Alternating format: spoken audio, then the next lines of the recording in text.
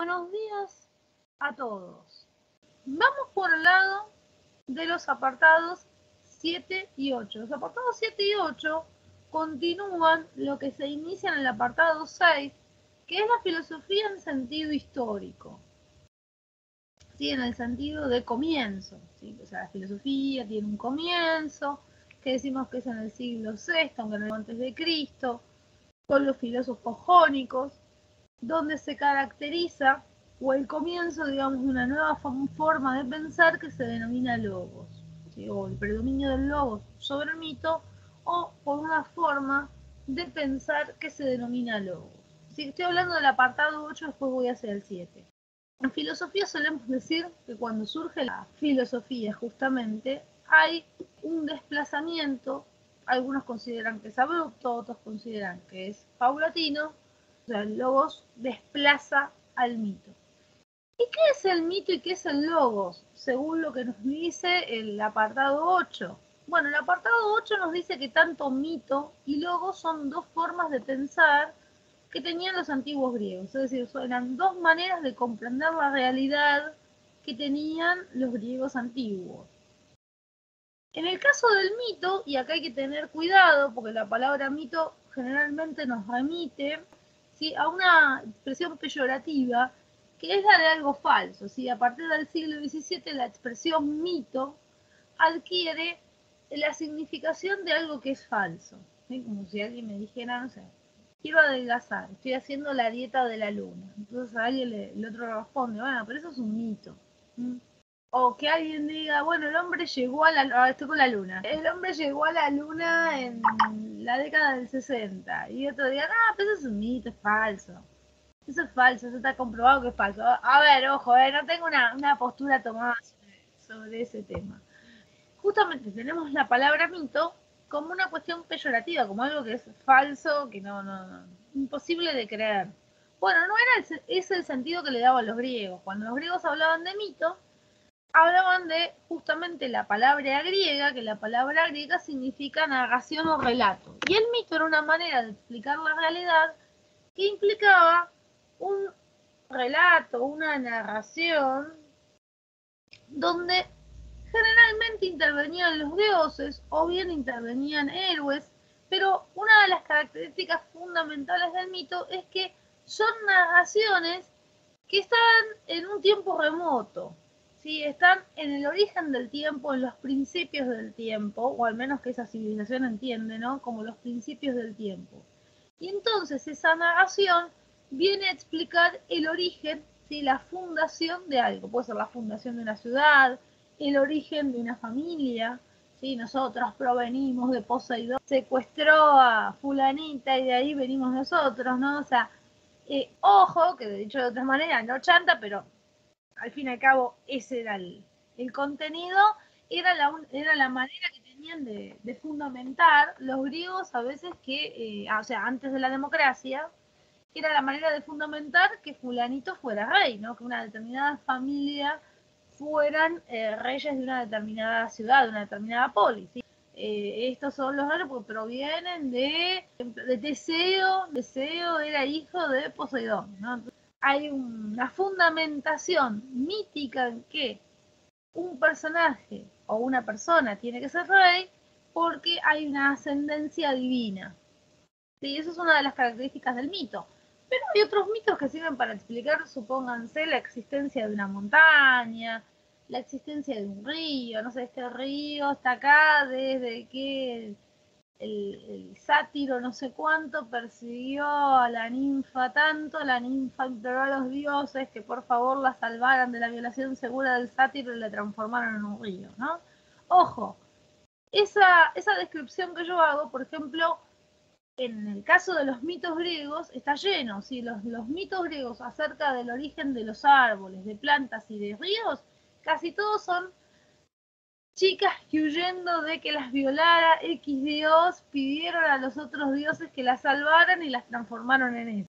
El mito es una narración que siempre alude, que siempre recurre a dioses, a héroes, para explicar, digamos, una situación presente, ¿sí? ¿Por qué está acá este árbol? ¿Por qué está acá este río? ¿Por qué está acá esta flor? Pero ¿qué ocurre? El mito es verdadero, es palabra verdadera. Significa relato, narración, también significa palabra verdadera. El mito es considerado una palabra verdadera. O sea, dentro del contexto griego, el mito es real. O sea, realmente está ahí la fuente de agua porque realmente ocurrió eso.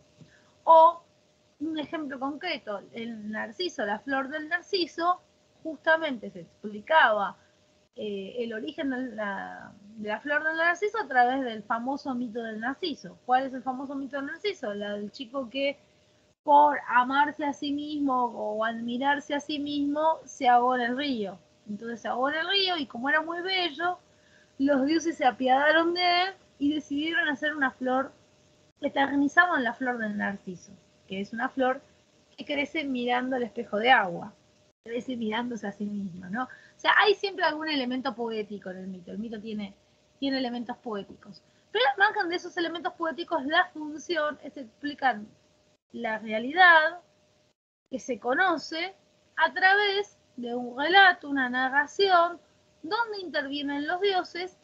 Bueno, se da cuenta de ese origen.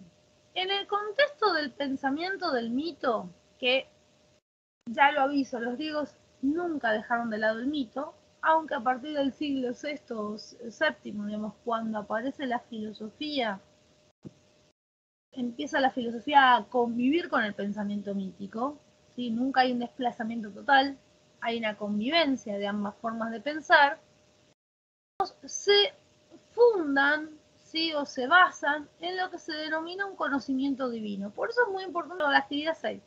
Sirve para esquematizar lo que les dice el punto 8. O sea, como son conocimientos que tienen un orden divino, necesariamente también el personaje, o sea, quien transmite, quien tiene ese conocimiento, no puede ser cualquiera. O sea, son conocimientos, o sea, en el mito se considera que es un conocimiento que no está al alcance de cualquiera, sino que son determinados individuos particulares, excepcionales, que los dioses eligen para transmitirle ese conocimiento. En el caso de estos mitos, como yo les daba el ejemplo, ¿no? De que provenimos de Poseidón porque Poseidón se raptó a nuestra abuelita allá hace 20 generaciones atrás, y eso, bueno, nos permite ser reyes hoy de tal isla. Hacía falta que una persona que se consideraba que tenía, que podía tener contacto con los dioses, fuera el transmisor de ese mito, que fuera el que contara ese mito. O sea, no, que, no cualquiera, por decir tal cosa, ya le creía, no, hacía falta que fuera una persona que tuviera certificación para contar mitos, para decirlo de una manera chistosa, ¿sí? O sea, tenía que haber un aval social para contar el mito. ¿Y cuál era el aval social? Era considerar que esa persona era un elegido por los dioses. Aquellas personas que dentro de la sociedad los otros creían y ellos mismos creían que eran elegidos de los dioses, se los denominaba sofos, que la palabra sofos significa sabio. Y ojo con esta palabra, porque no hay que confundir esta palabra con sofista. ¿Sí? La palabra sofista no tiene nada que ver, ahora cuando hablo del apartado 7, hablo de que es el sofista, pero el sofos es un sabio. Y justamente lo que caracteriza al sofos es el tener un conocimiento de orden divino. Es decir, que los dioses lo eligen para brindarle un conocimiento que el resto de los mortales no tienen. Por ejemplo, en el caso de los poetas, es contarnos estos relatos de este estilo, ¿sí? La flor del narciso está acá porque Narciso era un muchacho muy bello, que por despreciar los amores de las mujeres, Afrodita se enojó con él y lo castigó, y entonces, bueno, ese castigo consistía en que se iba a morir mirándose a sí mismo y es lo que ocurrió. Después los otros dioses lo eternizaron en la forma de la flor. O sea, ¿quién dice ese mito? Es un poeta. Otras figuras de sabios eran, por ejemplo, los jueces, que generalmente también eran los mismos reyes. Al menos antes de la Grecia democrática, los jueces y los reyes generalmente coincidían en la misma persona. Entonces, ¿qué pasaba? El rey tenía un aval divino, ¿por qué? Y porque había un poeta o había algún tipo de fundamentación donde se consideraba que ese rey tenía que ser rey de ese lugar por provenir de Zeus, de Poseidón, de Apolo. Sí, o sea, básicamente son esos tres los dioses principales para fundamentar que vos podías ser rey de un lugar, ¿no? O sea, básicamente se fundamentaban esos tres dioses. Y entonces también eso le daba directo con Zeus y permitía en los juicios que cuando no había CSI, ¿no? O sea, donde no había equipo científico para investigar la verdad, a ver si quién mentía o no, pónganse, yo voy y acuso a mi vecino de robarme 2 ovejas, o mi vecino me acusa a mí de robarle 2 ovejas, vamos ante el juez, bueno, no hay demasiados elementos probatorios, no hay una, o sea, no se sigue una investigación criminal acerca del asunto. Entonces, bueno, ¿cómo juzgaba el rey? Y por inspiración divina. Zeus lo inspiraba en ese momento y le decía, si fulano tiene razón o no tiene razón, este es culpable o no es culpable. Y era un fallo irrevocable, porque provenía del mismo Zeus, el fallo. Otros sofos eran, por ejemplo, los sacerdotes. Los griegos eran politeístas, tenían templos para los diferentes dioses y por ende no solamente tenían los templos, sino también los sacerdotes que oficiaban, digamos, los ritos y las ofrendas religiosas. Para esos dioses también eran diferentes, cada sacerdote tenía una formación específica. Bueno, los sacerdotes y sacerdotisas que también había en Grecia eran considerados sofos, es decir, eran considerados personas elegidas por los dioses que tenían acceso a un tipo de conocimiento divino. ¿Sí? El sofos es el que tiene un conocimiento divino. Ese conocimiento divino que tiene el sofos no es voluntario. O sea, no es que yo digo, bueno, a ver, dioses, elíjanme, yo quiero ser un sofos. No, los dioses te elegían. Era algo absolutamente arbitrario. Bueno, en el caso de los reyes no había mucha cuestión, pero en el caso de los poetas, la manera básica, digamos, en que el pueblo creía si un poeta era o no era un elegido de los dioses, era la capacidad que tenía su composición, ¿no? De conmover, de gustar, ¿no? De ser persuasiva al resto de la gente, ¿no? Sí, el poeta tenía un don, digamos, el don de la palabra, ¿no? Tenía el don de convencer, motivar a los demás, se consideraba que sí, que era verdaderamente un elegido de las musas. Si no, no. Por eso hasta el siglo VI no hay en Grecia una diferenciación entre mito y historia. O sea, quienes hablan del pasado son los poetas. Es recién en el siglo VI con Heródoto que aparece la historia, al igual, o sea, lo mismo que la filosofía, ¿no? Aparece la historia queriendo separar justamente la diferencia entre hechos que realmente ocurrieron y los que no se pueden comprobar, que son hechos que dicen los poetas. Pero bueno, eso no lo vemos acá, simplemente lo menciono a nivel de contexto. En contraposición, en el siglo VII, le dice el manual, en realidad sería el VI, antes de Cristo, surge el logos. El logos va a ser otra forma nueva de pensar, y es una forma de pensar que señala a Occidente en general, o se señala, digamos, en Occidente, que es exclusiva de los griegos. ¿Por qué? Porque la palabra logos significa razón. Pero no significa solo razón, significa también discurso, palabra.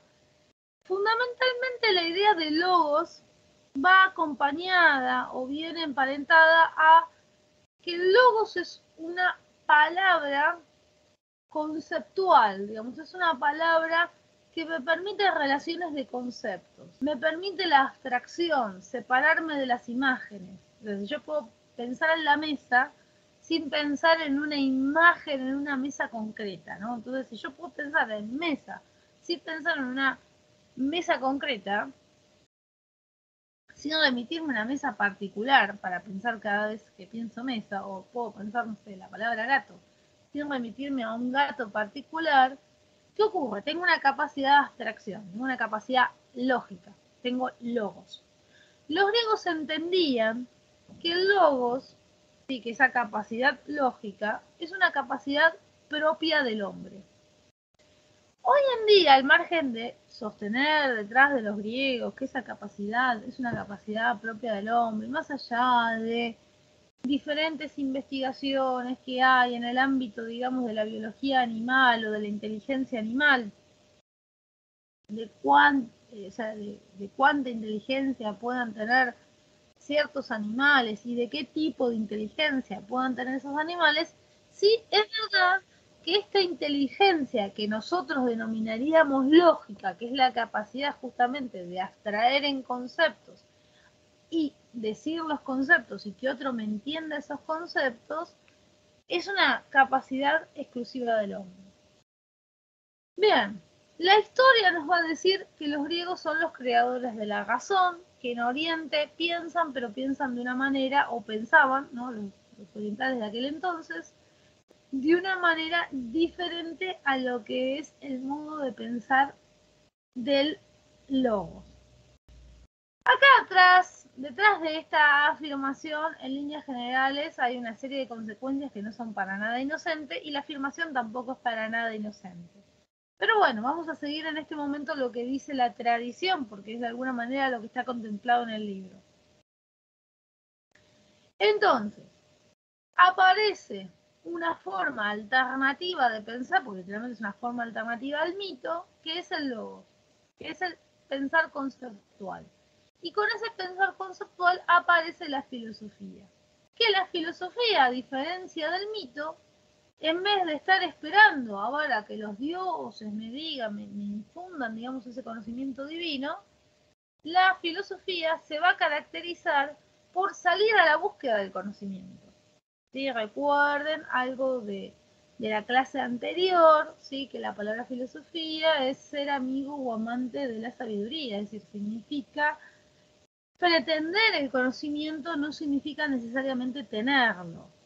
¿Sí? Pretender es que aspiro, no pretender en el sentido de que me la doy de algo que no soy, ¿no? Porque también existe esa acepción de la palabra pretensión. Hago que soy algo, simulo ser algo, o alguien simula ser algo que no es. No es en el sentido de pretensión, no es en el sentido de un simular, es en el sentido de aspirar, aspiro a alcanzar el conocimiento aunque no lo tenga. Entonces el filósofo aspira a alcanzar el conocimiento. Pero ¿qué conocimiento aspira a alcanzar el filósofo? Claramente no es el conocimiento del sofos, no es el conocimiento divino, no es el conocimiento del mito, es el conocimiento justamente del logos.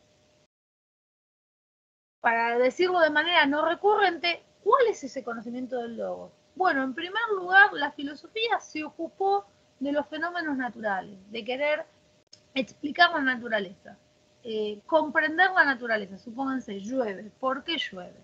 Bueno, el mito que nos iba a decir.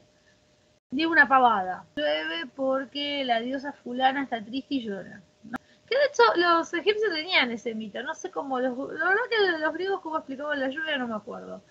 Cuando llovía se inundaba el Nilo y era porque Isis lloraba la pérdida de Osiris. Bueno, había todo un ciclo ahí que no viene al caso. Bueno, es una explicación mítica. A ver, ¿por qué llueve? Porque llora tal diosa. Bueno, perfecto. Para el mito esa explicación funciona.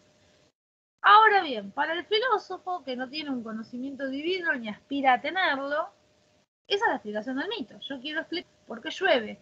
¿Qué fenómenos naturales ocurren para que llueva? Esa es la intención del filósofo. ¿Sí? Entonces, en primer lugar, los filósofos fueron filósofos de la naturaleza y buscaban explicar los fenómenos naturales a través de la razón. ¿Y cómo la voy a explicar? ¿Por qué digo que busco explicar el fenómeno a través de la razón? ¿Cómo lo voy a explicar el fenómeno? Bueno, en primer lugar, observando la naturaleza. Observando, analizándola, haciendo deducción. Claramente los primeros filósofos, que también fueron considerados los primeros científicos, al menos los primeros científicos en Occidente, no tenían los métodos científicos actuales, pero sí fueron los primeros en usar la observación y su razón para asociar fenómenos entre sí y dar una explicación, sin estar esperando que el poeta diga, no, esto ocurre porque un muchacho un día despreció, no sé, los dones de Afrodita, entonces Afrodita lo castigó, etcétera, etcétera, ¿no? Estoy remitiéndome al mito de Narciso. O sea, que yo pueda explicar a través de mi razón. Entonces, ¿qué ocurre?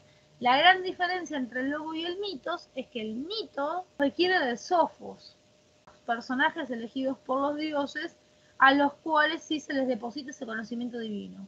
En cambio, el logos está accesible a cualquier hombre, porque no es necesario ser un elegido, o sea, cualquier persona que decida ponerse a observar la naturaleza y que investigue, que se formen determinados conocimientos que son de orden racional, puede tener acceso a ese conocimiento, no es necesario que los dioses me elijan.